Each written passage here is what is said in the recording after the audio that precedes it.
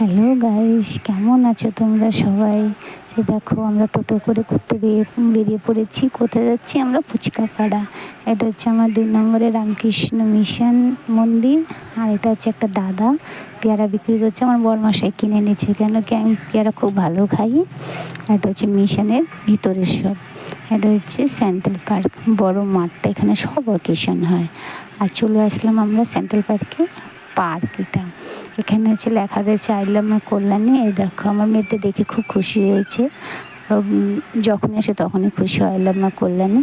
চলে আসলাম আমরা ফুচকাপাড়া।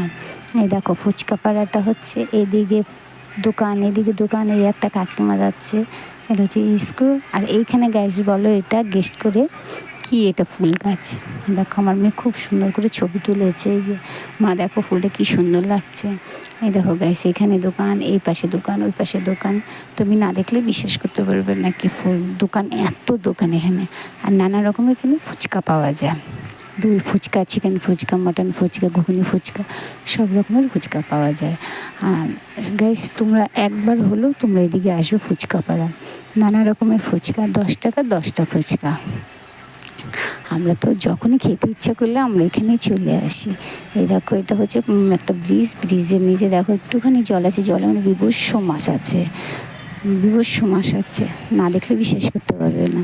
তা গাইস এর পরের ব্লকে দেখা হবে। Tata, bye bye, see you.